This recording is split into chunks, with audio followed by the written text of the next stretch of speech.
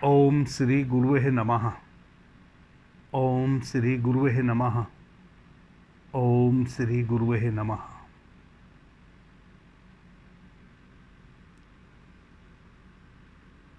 आदरणीय मित्रों, स्वर विज्ञान से संबंधित चर्चा हमारे पिछले दिनों से शुरू हो रखी है। स्वर विज्ञान से संबंधित चर्चा के करीब 32 अंश वीडियो के माध्यम से हम इस YouTube चैनल पर अपलोड कर चुके हैं। शिव सौरोदय विज्ञान नाम से एक प्लेलिस्ट बनाई है, उसमें सभी वीडियो उपलब्ध हैं। कल हमने एक नई चर्चा शुरू की है और उस नई चर्चा को करने के पीछे का कारण यह है कि जो हमने 32 वीडियो अपलोड किए हैं स्वर विज्ञान से संबंधित,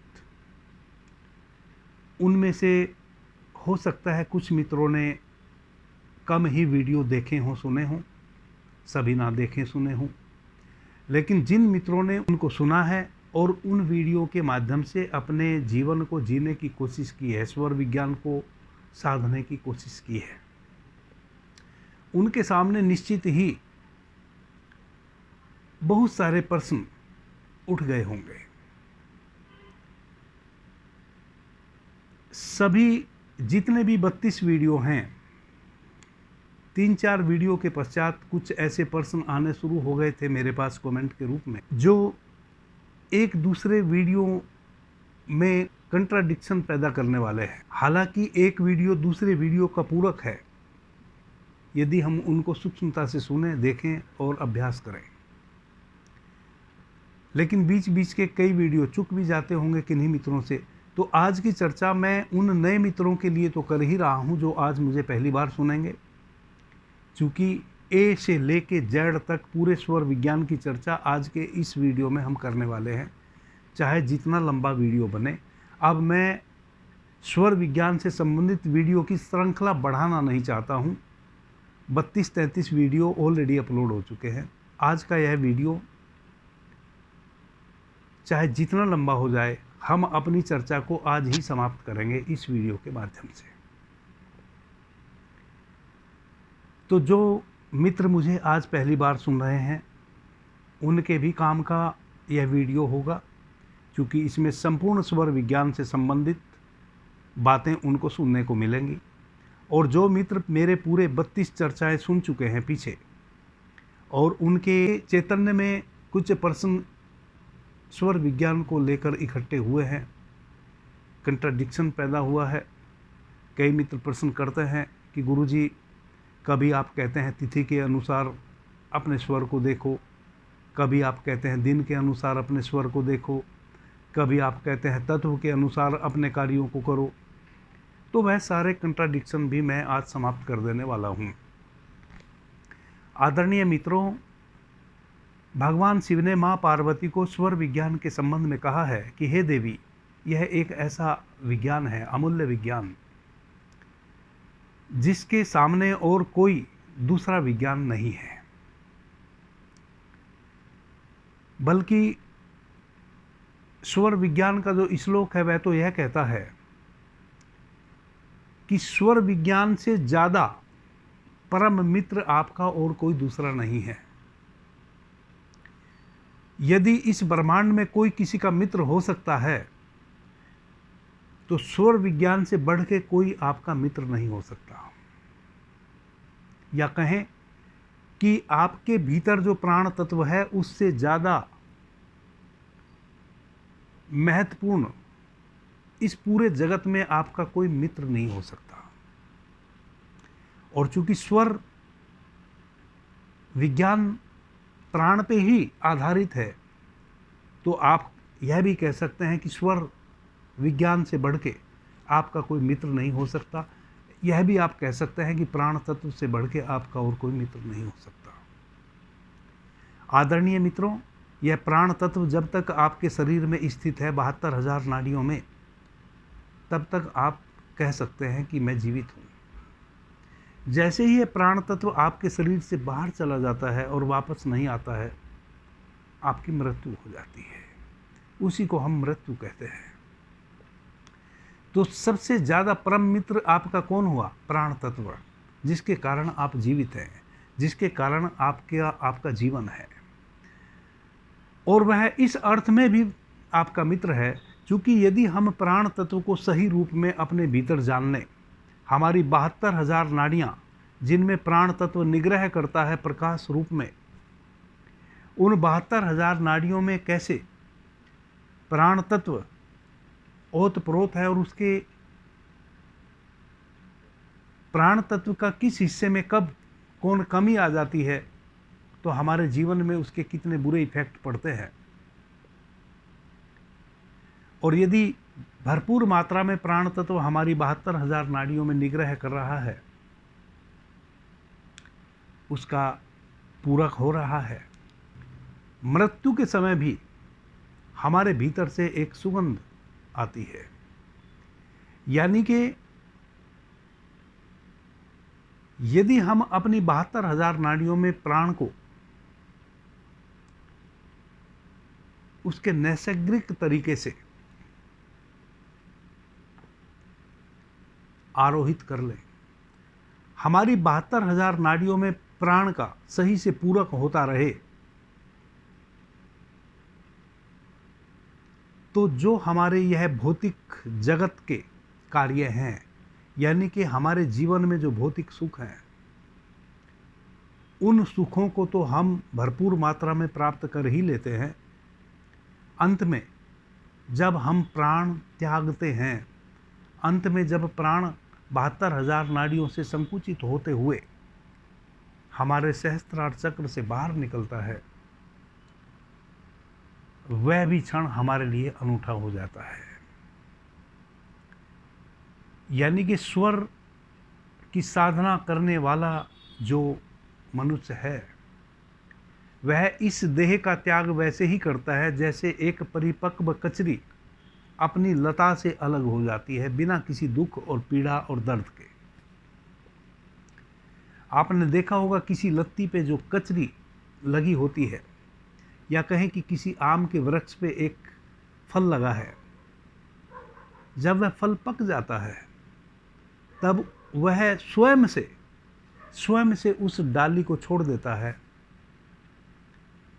पेड़ से अपने को स्वयं अलग कर लेता है और इस पूरे ब्रह्म की यात्रा पे निकल जाता है, पूरे ब्रह्म की यात्रा पे निकल जाता है, बिना किसी दर्द पीड़ा के। एक परिपक्व कचरी, एक परिपक्व फल स्वयं एक समय आता है जब वह पकता है, बिना किसी दर्द पीड़ा के उस लता से या उस पेड़ की डाली से स्वयं को अलग कर लेता है। स्वर विज्ञान का साधक वैसे ही अपने अंतिम क्षणों में अपने प्राण तत्व को अपनी मर्जी से संग्रहित करते हुए और उस प्राण तत्व का पूरी 72,000 नाड़ियों से उदरव गमन करते हुए अपने सहस्त्रार चक्र के माध्यम से प्राण तत्व को बाहर त्यागता है और मृत्यु को उपलब्ध हो जाता है, जानते हुए। बेहोशी में नहीं मरता, पीड़ा में नहीं मरता, दुख और दरिद्र में नहीं मरता। इसलिए भगवान शिव ने कहा है कि प्राण तत्व से ज़्यादा गहरा मित्र आपका और दूसरा कोई नहीं हो सकता। लगभग मनुष्य अपने भौतिक सुखों के लिए किसी भी कर्तव्य को करता है।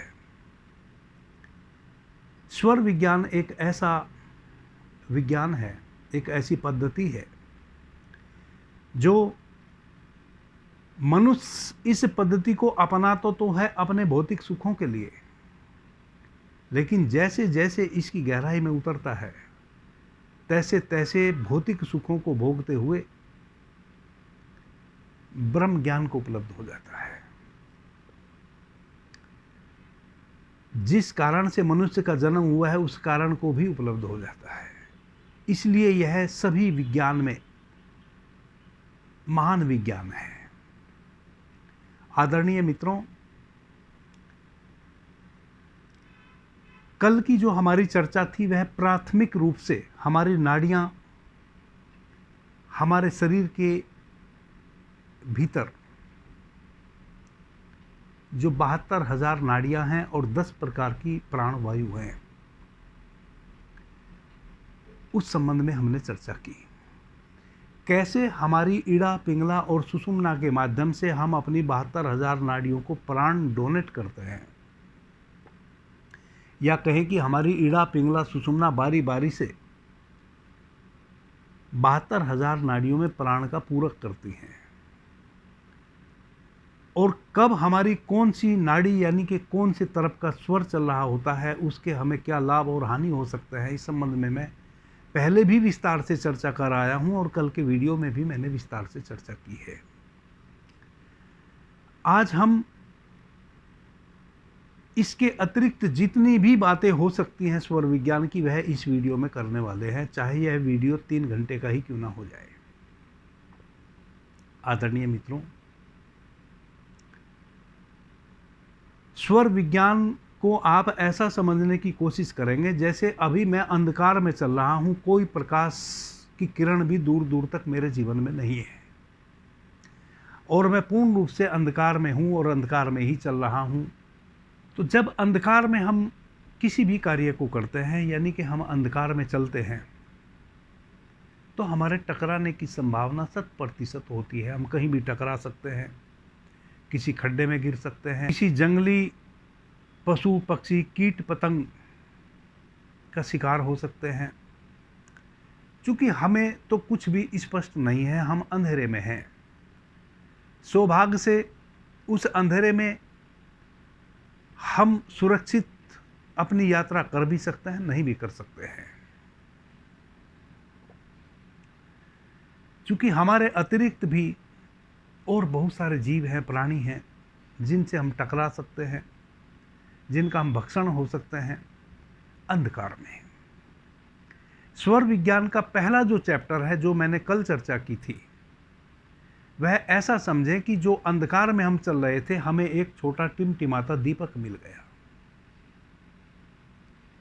जिसकी रोशनी करीब करीब 1 फीट, 2 फीट, 3 फीट का रास्ता हमें बता रही है और 1, 2, 3 फीट की रास्ता हमें सुस्पष्ट हो गया है, जिस पे हम चले तो जो हम टकरा सकते थे किसी चीज़ से, किसी पेड़ से, किसी पौधे से, किसी दीवार से, किसी पहाड़ से, किसी पत्थर से, वह टकराहट होने के 100% चांस घट जाते हैं और चीज़ें थोड़ी सी सुस्पष्ट हो जाती हैं। उसके बाद फिर हम तिथि के अकॉर्डिंग अपने स्वरों को देखते हैं। तो ऐसा समझे कि एक जो 2-3 फीट का प्रकाश था, अब एक बड़ा दीपक हमें मिल गया और रोशनी जो है वह 10-12 फीट दूर तक हमें दिखाने लगी। अब हम थोड़ा सा दौड़ के भी चल सकते हैं। जब 1-2 फीट की रोशनी हमारे पास थी, यानी कि हम चलते थे, 1-2-3 फीट का रास्ता हमें सुस्पष्ट था, तब हम दौड़ नहीं सकते थे, तब हमें होश में बड़ा धीरे धीरे चलना होता था। लेकिन जब 10-15 फीट दूरी का रास्ता सुस्पष्ट हो जाए किसी ऐसे प्रकाश यंत्र से, तो फिर थोड़ा हमारी चाल में स्पीड आ जाती है। गुणात्मक रूप से वह कार्य बढ़ जाता है। उसके बाद फिर हम दिन, तिथि, वार, दिशा को साधते हैं अपने जीवन में। तो कौन सा स्वर चल रहा है, कौन सी तिथि, कौन सा वार, कौन सा दिन, कौन सी दिशा। तो और अब दीपक के अतिरिक्त एक लालटेन ही हमारे हाथ में आ जाती है, क्योंकि दीपक में एक संभावना थी कि कोई हवा का झरोखा उसको बुझा भी सकता था, कोई प्रोटेक्शन नहीं थी। खुली हवा में हथेली पे दीपक जल रहा था, हम अपने हाथ में खुली हवा में दीपक को पकड़े हुए थे और वह कभी कभी उसकी लो हवा में झरझराती थी। तो जो रास्ता, जो पथ हमें सुस्पष्ट था, उसमें कमी आ जाती थी या हमारे कदम रुक जाते थे। अब हमें लालटेन मिल गई, अब रोशनी अधिक है और कोई हवा का झरोखा उस रोशनी को डिस्टर्ब भी नहीं कर रहा है। फिर हम अपने स्वर में तत्वों को भी जोड़ लेते हैं। और जब हम अपने जीवन में तत्वों को जोड़ लेते हैं तब ऐसा समझें कि हमारे हाथ में एक पूरा बड़ा 100-200 हज़ार वाट का बल्ब हमारे आगे प्रकाशमान हो गया है और हमारा रास्ता किलोमीटर तक सुस्पष्ट हो गया है। अब हम स्पीड से दौड़ते हुए भी यात्रा कर सकते हैं और कहीं हम गिरेंगे नहीं, कोई नुकसान हमारा होगा नहीं। उसके बाद फिर तत्वों को भी, तत्वों से भी आगे हम स्वर की साधना करते हैं। वह क्या है? 1 घंटे में 5 तत्व का निग्रह हमारी श्वासों में हो जाता है। लेकिन यदि हम और स्वर को साधें तो जैसे हम अपने स्वर पे कमांड स्थापित कर सकते हैं कि कब कौन सा स्वर चलना चाहिए, हम वही चलाएं और वही हमारा चल जाए, वैसे ही हम फिर तत्व पे भी अपना आधिपत्य जमा सकते हैं कि कब कौन सा तत्व मेरे लिए अनिवार्य है और वही चले। स्वर साधना फिर यहां तक भी पहुंच जाती है। उसके बाद फिर स्वर साधना और आगे गति करती है। वह क्या है? 10 वायु जो हमारे भीतर है, उस 10 की 10 वायु पे अपना आधिपत्य जमाते हुए और अपने स्वर पे, स्वर में चल रहे तत्वों पे, सब पे अपनी कमांड करते हुए हम अपने प्राण तत्व को, वह जो मूलाधार चक्र में कुंडलिनी शक्ति बसती है, उसको जागृत करते हुए उस मूलाधार चक्र की ऊर्जा को मूलाधार चक्र में एक्टिव करें और हमारी सुषुम्ना नाड़ी के माध्यम से वह ऊर्जा हमारे आज्ञा चक्र पे उसका प्रवाह हो, उसका उधर्व गमन हो और हमारे आज्ञा चक्र से हमारी ईड़ा और पिंगला दोनों नाड़ियों के माध्यम से वह हमारी 72,000 नाड़ियों में पूरक करते हुए हमारे सहस्त्रार चक्र से बाहर बहे और जीवन मृत्यु पे हमारी कमांड स्थापित हो जाए, जिसको कहते हैं कि काल भी अपनी मुट्ठी में हो गया। यह स्वर विज्ञान का अंतिम लक्ष्य है और इस कारण से ही पीछे जो 32 वीडियो अपलोड हुए हैं उसमें कंट्राडिक्शन महसूस कर रहे हैं वह साधक जो पूरे वीडियो सुने हैं और अभ्यास भी कर रहे हैं। जो केवल सुनने के लिए सुनते हैं उनको तो कोई प्रॉब्लम हो नहीं सकती, क्योंकि चलने वाला ही कहीं पहुंचता है और चलने वाला ही कई बार भटकता है, गिरता है, थकता है। जो चला ही नहीं उसको तो कोई प्रॉब्लम कभी होती नहीं। तो जो साधक साधना कर रहे हैं स्वर की, स्वर के अकॉर्डिंग अपने जीवन को जीने की कोशिश कर रहे हैं, उनको निश्चित रूप से कंट्राडिक्शन पैदा हो गया होगा कि हम स्वर की अकॉर्डिंग चलें या तत्व की अकॉर्डिंग चलें या तिथि की अकॉर्डिंग चलें या दिवस की अकॉर्डिंग चलें। तो ये बहुत सारे प्रश्न मन में उनके तो ज़रूर आते होंगे और आते हैं। बहुत सारे मित्र प्रश्न करते भी हैं कमेंट के माध्यम से और मैं उनको उत्तर भी नहीं दे पाता हूं, क्योंकि उनके प्रश्न कुछ ऐसे हैं कि उनको एक लाइन में कहा नहीं जा सकता कि तुम सही हो या गलत हो। मैंने सोचा था कि जब इस सीरीज का अंत आ रहा होगा उस समय मैं सभी प्रश्नों के उत्तर वीडियो के माध्यम से ही दे दूंगा, जो कि मैं आज इस वीडियो के माध्यम से उत्तर दे रहा हूं। ईड़ा पिंगला सुषुम्ना में करने वाले कार्य पिछले वीडियो में आप समझ चुके हैं। स्वर विज्ञान के यदि ज़्यादा गहनता में हमें प्रवेश नहीं करना है, हमें केवल टिमटिमाता हुआ दीपक एक मिल गया है, उसके सहारे ही अपने जीवन की यात्रा कर लेनी है। आपकी इतनी ही सामर्थ्य है और इतनी ही क्षमता है, तो आप निश्चित रूप से आगे के विषय में विचार ना करें, और आगे की बातें जो मैंने कही हैं, उसको सुना भी आपने है, उसको दिमाग में से आउट करें। क्योंकि जितनी जितनी बातें आगे होती हैं वह और सूक्ष्म होती चली जाती हैं, और यदि आपने सूक्ष्मता में प्रवेश नहीं करना है, आपके जीवन में आप संतुष्ट हैं उतने से ही, तो आप उस चक्कर में क्यों पड़ते हैं? जितने भी मित्र मैं समझता हूं कि कमेंट किए हैं कि हम तिथि की अकॉर्डिंग जिए, कि कैसे जिए, कैसे स्वर को साधें, वह सब वही लोग हैं जो केवल सुनने को सुनते हैं, करते कुछ भी नहीं है। वरना तो कोई ऐसी बात नहीं है जो समझ में ना आती हो।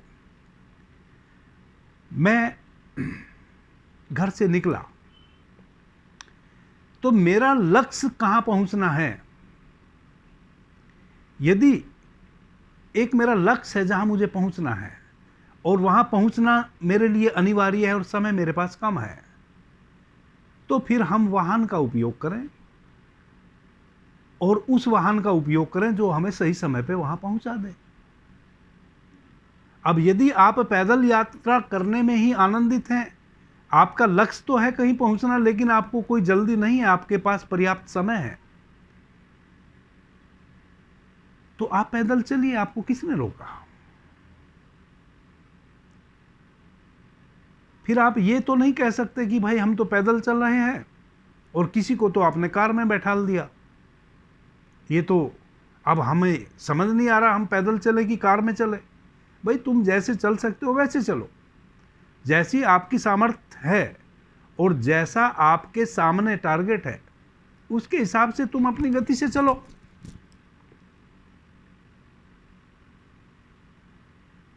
तो जो प्राथमिक स्थिति है स्वर विज्ञान की, किस स्वर में कौन सा कार्य करना चाहिए, उसके अकॉर्डिंग आप चले, धीरे धीरे चले। आपके जीवन में अब तक जो आप अंधकार में चल रहे थे, 100% गिरने की गारंटी थी, कहीं टकराने की गारंटी थी, अब कम से कम आप कहीं गिरेंगे नहीं, टकराएंगे नहीं। यदि आपने सही से अपने स्वरों का सदुपयोग करते हुए अपने यात्रा को आगे किया, तो निश्चित रूप से आपको सफलता मिलेगी। स्वर का स्वभाव है, उस स्वर की अकॉर्डिंग यदि आप कार्य कर रहे हैं। अब जिन मित्रों को और सूक्ष्मता में प्रवेश करना है, अपने जीवन में और गहराई लानी है, उनको क्या करना चाहिए? उनको करना चाहिए कि वह तिथि की अकॉर्डिंग अपने स्वरों को चेक करें। शुक्ल पक्ष की प्रतिपदा, द्वितीया और तृतीया में हमारा चंद्र स्वर चलना चाहिए जब सूर्य का उदय हो रहा हो। अब कई मित्रों के सामने यह भी प्रॉब्लम हो जाती है, वह कहते हैं कि मैं तो 4 ही बजे उठ जाता हूँ, सूर्य तो 6:30 बजे निकलेगा या 6:45 बजे निकलेगा। सूर्य के निकलने की तो अवधि मिनट, आधा मिनट हमेशा घटती बढ़ती रहती है, तो फिर मैं क्या करूं? मैंने कई वीडियो में यह बताने का प्रयास किया कि आप जितने बजे उठे उससे मतलब नहीं है, जब सूर्य का उदय हो रहा हो उस समय आपका कौन सा स्वर चल रहा है वहीं से आपने देखना है। शुक्ल पक्ष की प्रतिपदा, द्वितीया और तृतीया का दिन हो, तिथि हो, उस समय हमारा चंद्र स्वर चल रहा होना चाहिए, सुबह जब सूर्य का उदय हो रहा हो। यदि हमारा चंद्र स्वर नहीं चल रहा है, विपरीत स्वर चल रहा है, सूर्य स्वर चल रहा है, तो इसका मतलब यह हुआ कि हमारे जीवन में शरीर के तल पे, मन के तल पे या अर्थ के तल पे या समाज के तल पे कोई ना कोई दुर्भिक्ष जरूर घटने वाला है। अब यह हो गई स्वर में सूक्ष्मता। आप पहली स्टेप में अपने स्वर के अनुसार चंद्र स्वर में कौन कार्य करना चाहिए, सूर्य स्वर में कौन कार्य करना चाहिए कर रहे हैं। संभावना नुकसान की कम है, लेकिन ऐसा नहीं कि अभी भी नुकसान नहीं होंगे। 100% आप लाभ नहीं कमा सकते, लेकिन जब आप तिथि के अकॉर्डिंग अपने स्वर को देखते हैं तब एक श्योरिटी आ जाती है कि भाई यदि हमारा तिथि के अनुसार सूर्योदय के समय सही स्वर नहीं चल रहा है, उल्टा स्वर चल रहा है, तो हम या तो शरीर के तल पे गंभीर बीमारी से ग्रस्त होने वाले हैं, या मन के तल पे मानसिक रोगी होने वाले हैं, या जितने भी हमने मानसिक कार्य किए हैं मन से, उनमें हमें नुकसान होने वाला है, या हमने जो भी कार्य हमने इस समय में किए हैं उसमें कोई ना कोई गलत रिजल्ट आने वाला है, दुर्भाग्य घटने वाला है, उसमें हमें नुकसान होने वाला है, या कोई सामाजिक नुकसान हमें होने वाला है। इन चारों तल पे कोई ना कोई नुकसान आपको होने वाला है यदि आपका विपरीत स्वर चल रहा है। चतुर्थी, पंचमी, षष्ठी, फिर आपका सूर्य स्वर चलना चाहिए। कब? शुक्ल पक्ष में। पूरे महीने में 2 पक्ष होते हैं 15-15 दिन के, शुक्ल पक्ष और कृष्ण पक्ष।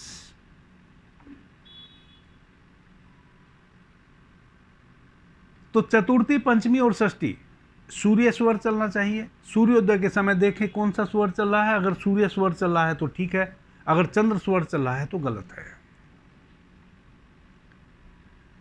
फिर सप्तमी, अष्टमी और नवमी चंद्र स्वर चलना चाहिए। दशमी, एकादशी और द्वादशी फिर सूर्य स्वर चलना चाहिए। त्रयोदशी, चौदस और पूर्णिमा फिर आपका चंद्र स्वर चलना चाहिए। अगर यह विपरीत पूरा पखवाड़ा आपका विपरीत स्वर चल रहे हैं, पहले 3 दिन जो चंद्र के हैं वह भी विपरीत है, फिर अगले 3 दिन जो सूर्य के हैं वह भी विपरीत है, इस प्रकार से पूरा पखवाड़ा यदि आपका विपरीत स्वर चल रहे हैं तो 100% तय है कि आपको कोई ना कोई आपके जीवन में शरीर के तल पे, मन के तल पे, अर्थ के तल पे, सामाजिक जो आपका पद प्रतिष्ठा है उसके तल पे नुकसान होने वाला है। अब यदि आप उस नुकसान से बचना चाहते हैं तो आपको स्वर की साधना करनी होगी। अब यह जो साधना है यह क्या है? साधना में हमें 2 चीज़ों को ध्यान में रखना होता है। पहला, कौन तिथि में हमारा कौन सा स्वर चले यह हमें पता हो, और दूसरा, उस तिथि में हम अपने स्वर को परिवर्तित कर लें, परिवर्तित करने की विधि जानते हों और हमेशा हम उस विधि का उपयोग करके अपने स्वर को परिवर्तित कर लें। जो विपरीत स्वर चल रहा था उसको बंद करें और जो सम स्वर है जो चलना चाहिए उसको शुरू कर लें। यही तो केवल साधना है। तो यदि हमारा विपरीत स्वर चल रहा है तो हम क्या करें? माना शुक्ल पक्ष की प्रतिपदा, द्वितीया और तृतीया को आपका चंद्र स्वर चलना चाहिए लेकिन सूर्य स्वर चल रहा है, तो आप अपने बाएं हाथ की मुट्ठी को पूरा टाइट ऐसे बंद कीजिए और अपने दाहिने हाथ की जो ये कुक्सी है इसमें ऐसे रखिए और उसको ऐसे दबाइए, कस के दबाइए, और दाहिने हाथ का जो आपका अंगूठा है, जो थंब है, उससे अपने सूर्य स्वर को, जो आपका दाहिना नासिका है, उसको ऐसे बंद कीजिए, और जो आपका चंद्र स्वर है, बाएं नासिका है, उसी से आप रेचक कीजिए, उसी से आप पूरक कीजिए। 2 से 5 मिनट में अलग अलग मित्रों का कुछ समय अवधि घट या बढ़ सकती है। किन्हीं को 1-2 मिनट में ही, किन्हीं को 5 या 7 मिनट में, या 10-15 मिनट भी लग सकते हैं। आपका चंद्र स्वर शुरू हो जाएगा। यह एक छोटा सा प्राणायाम हुआ कि आप अपने दाहिने स्वर को बंद करके अपने बाएं स्वर से यानी कि चंद्र स्वर से ही रेचक और पूरक करेंगे, श्वास को लेंगे और छोड़ेंगे। इस प्रकार पूरे पखवाड़े आप कोशिश करेंगे कि यदि सुबह में आपका सूर्योदय के समय शुक्ल पक्ष की प्रतिपदा, द्वितीया और तृतीया तीनों दिन लगातार उल्टा स्वर चल रहा है तो उस स्वर को इस प्रकार से आप बदल के चलाने की कोशिश करेंगे। अब एक स्वर करीब करीब 2.5 घड़ी चलता है। 2.5 घड़ी का मतलब है 1 घंटा। 24 मिनट की 1 घड़ी होती है, तो 2.5 घड़ी बराबर 1 घंटा। अब सूर्योदय हुआ और 2-4 मिनट सूर्योदय को हुए बीत गए, तब आप देख रहे हैं कि आपका चंद्र स्वर नहीं चल रहा है, तो 10-15 मिनट में आपका चंद्र स्वर चलने लगेगा इस विधि से। फिर आप 1 घंटे तक कोशिश करें कि आपका चंद्र स्वर ही चलता रहे। आपका जो दाहिना स्वर है, जो आपका सूर्य स्वर है, उसमें एक रुई की गुट्ठी डाल लें। उसके बाद फिर दिन भर आपके स्वर अपने आप परिवर्तित होते रहेंगे। सही संध्या को जब सूर्यास्त हो रहा हो, तब कोई भी तिथि हो, कृष्ण पक्ष हो या शुक्ल पक्ष हो, उस समय सूर्यास्त के समय हमेशा आपका सूर्य स्वर चलना चाहिए। तो उस समय फिर आप देखें, जैसे आपने सूर्योदय के समय देखा कि आपका चंद्र स्वर चलना चाहिए था और सूर्य स्वर चल रहा है, वैसे ही फिर आप संध्या में देखें कि आपका सूर्य स्वर चलना चाहिए। कोई सी भी तिथि हो, कृष्ण पक्ष में प्रथमा, द्वितीया और तृतीया को आपका सूर्य स्वर चलना चाहिए सुबह सूर्योदय के समय। शुक्ल पक्ष को आपका चंद्र स्वर चलना चाहिए सुबह सूर्योदय के समय। लेकिन संध्या में जब सूर्यास्त हो रहा हो, जब सूर्य डूब रहा हो, उस समय हमेशा आपका सूर्य स्वर चलना चाहिए। यदि सूर्य स्वर नहीं चल रहा है, चंद्र स्वर चल रहा है, कोई भी तिथि हो, तो इस विधि से जो मैंने अभी बताई, आप अपने स्वर को चेंज कर लें। 2-3 पखवाड़े तक, जैसे 15 दिन आपके शुक्ल पक्ष के बीत गए, 15 दिन फिर कृष्ण पक्ष के बीत गए और उसमें भी आपके उल्टे स्वर चल रहे थे, तो यह पूरा महीना आप यदि स्वयं से प्रयत्न करके, जिसको स्वर साधना मैं कह रहा हूं, स्वयं से स्वर की साधना करके अपने स्वर को जो विपरीत चल रहे थे उनको बंद करके, और जो आपके पक्ष में चलने चाहिए स्वर, उनका उद्भव यदि करते हैं, तो धीरे धीरे आपको सधने लगेगा और आपके स्वर 1-2 पखवाड़े में ऑटोमेटिक सही स्थिति में चलने लग जाएंगे। 2 पखवाड़े अगर गलत स्वर चल रहे थे और 2 पखवाड़े आपने अपने स्वरों को स्वयं से साधना करके ठीक किया, तो अगला जो फिर शुक्ल पक्ष का पक्ष शुरू होगा, उसमें संभावना है कि नेचुरली आपका सूर्योदय के समय प्रथमा, द्वितीया और तृतीया को चंद्र स्वर चलेगा। यदि नहीं चलता है तो 3-4 पखवाड़े में भी आप इस प्रकार से साधना करके अपने स्वरों को साध सकते हैं।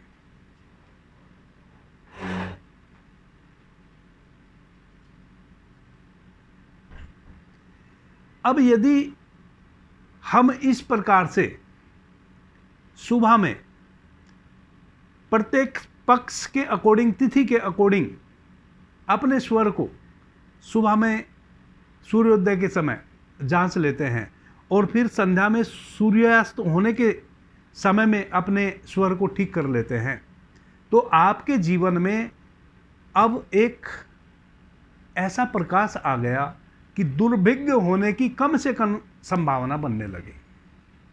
वह जो शरीर के तल पे, मन के तल पे, अर्थ के तल पे, समाज के तल पे कुछ गलत हो सकता था, उसकी संभावनाओं को आपने कम कर दिया। 100% कम कर दिया हो ऐसा मैं नहीं कहता, लेकिन जो अंधेरा था, अंधेरे में जो आप इधर उधर टकरा सकते थे, अब वह नहीं टकराएंगे। बहुत हद तक आपका सब कुछ सही हो जाएगा। अब इसके आगे बढ़ते हैं। यदि आप अपने स्वर में कौन से स्वर का कौन सा दिन है, कौन सी दिशा है, कौन सा अंक है, इसको भी निर्धारित कर ले, तो आपके जीवन में और अधिक प्रकाश फैल जाएगा। अब आप थोड़ा और दौड़ के यात्रा कर सकते हैं, यानी कि जो थोड़ी बहुत संभावना दुर्भिक्ष घटने की है, अब वह भी समाप्त हो जाएगी। अब क्या करना है, आपका जो सूर्य स्वर है, इसका जो दिन है वह है शनिवार, मंगलवार और रविवार। इसकी जो दिशा है वह है उत्तर और पूरब। इसके जो अंक है वह है विषम। यदि सूर्य स्वर में जो काम आपने करने होते हैं, जो कल वाले वीडियो में मैंने चर्चा की, सूर्य स्वर से संबंधित आपने कार्य करने हैं और उनको आप 100% सटीक हर हाल में वह आपके अकॉर्डिंग आपको लाभ देने वाले हों, आपको सुख देने वाले हों, तो आप शनिवार, रविवार और मंगलवार का दिन चुनिए, उत्तर पूर्व दिशा चुनिए, और जो काम आप करना चाहते हैं उसके अंक विषम हो, उसके जो अंक हैं वह विषम हो।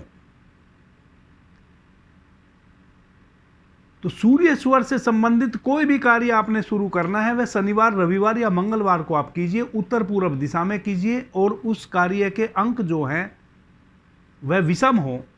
यदि यह स्थिति बन रही है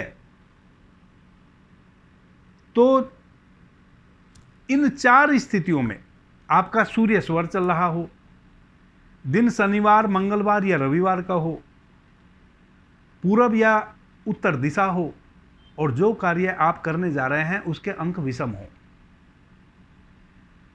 तो 1000% आपके पक्ष में उस कार्य को होने की संभावना बन जाती है। 1000%। अब यहां कई मित्र आके उलझ जाते हैं। अब वह कहते हैं कि हम स्वर के हिसाब से चलें या दिन के हिसाब से चलें। आदरणीय मित्रों, यह तो तब की संभावना है जब कभी कभी ऐसा संयोग बनता हो, कभी ऐसा संयोग बनता हो कि दिन शनिवार या रविवार या मंगलवार का हो, और आप जिस कार्य को करना चाहते हैं वह जहां आप रहते हैं वहां से पूर्व दिशा या उत्तर दिशा में पड़ता हो, और जिस कार्य को आप कर रहे हैं उसके अंक विषम हो।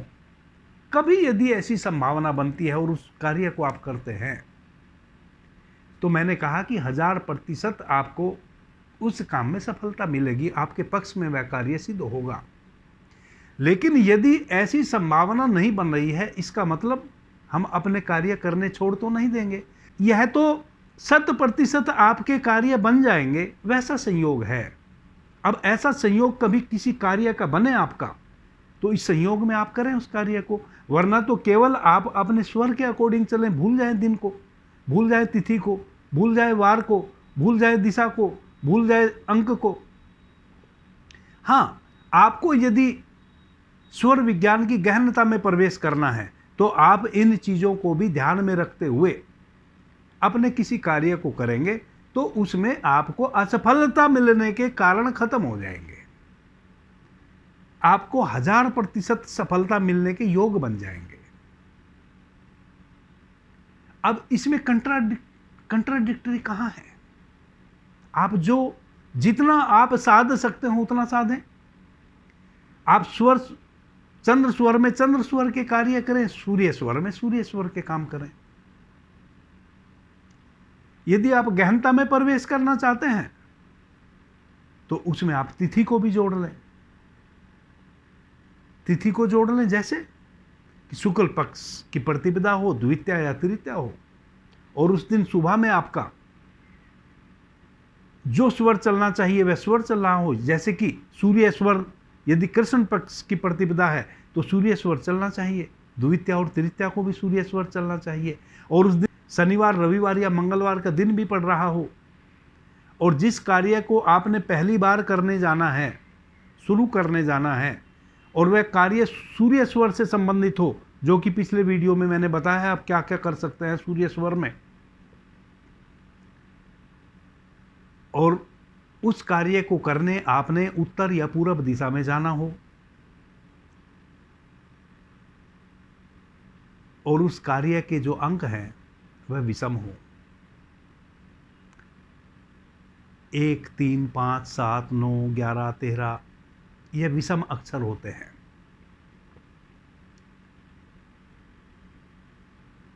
तो उस कार्य को जिसको आपने करने जाना है उसके जब हम शब्दों को जोड़ेंगे तो कोई 5 शब्द है या 7 है या 9 है या 11 है या 13 है, तो इसका मतलब विषम अक्षर है। तो ऐसे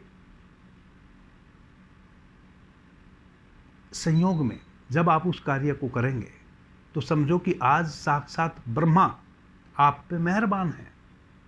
आप उस कार्य को कर लीजिए, 100% हो जाएगा।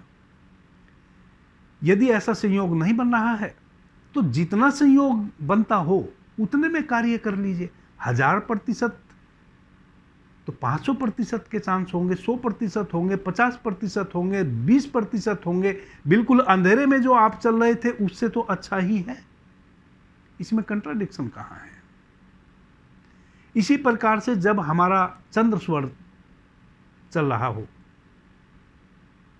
और शुक्ल पक्ष की प्रतिपदा, द्वितीया या तृतीया हो तिथि, सोमवार, बुधवार, बृहस्पतिवार, शुक्रवार, ये 4 दिन हमारे चंद्र स्वर के हैं और दक्षिण पश्चिम दिशा हो और सम अंक हो 2, 4, 6, 8, 10, 12, 14, 16, 18, 20, 22, 24 और आपने जो चंद्र स्वर में कार्य करने होते हैं उस कार्य को आपने दक्षिण पश्चिम दिशा में करने जाना है। सोमवार, बुधवार, बृहस्पतिवार, शुक्रवार का दिन है, कोई भी एक, और उस कार्य के सम अक्षर हैं, तो समझो कि साक्षात ब्रह्मा आपके उस कार्य को सिद्ध करने के लिए आज आपके ऊपर मेहरबान है।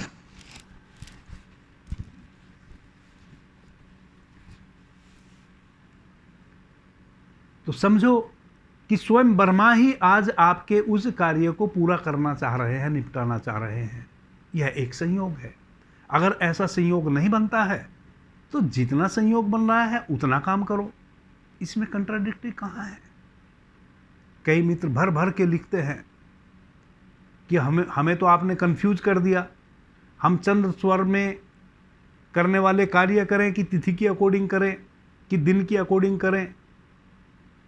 भाई जितना संयोग मिल सकता हो उतना अच्छा। यदि ये सारे संयोग बन रहे हो, कभी बन रहे हो जीवन में, और आप किसी कार्य की शुरुआत ऐसे संयोग में करते हैं, तो मैं तो केवल यह कह रहा हूं कि 1000% आपको उन कार्यों में सफलता मिलेगी। अब वैसे संयोग ना बने तो उसके लिए आप बैठे तो नहीं रहेंगे। अपने स्वर की अकॉर्डिंग कार्य करें, अपनी तिथि की अकॉर्डिंग कार्य करें, कुछ तो लाभ होगा। अंधेरे में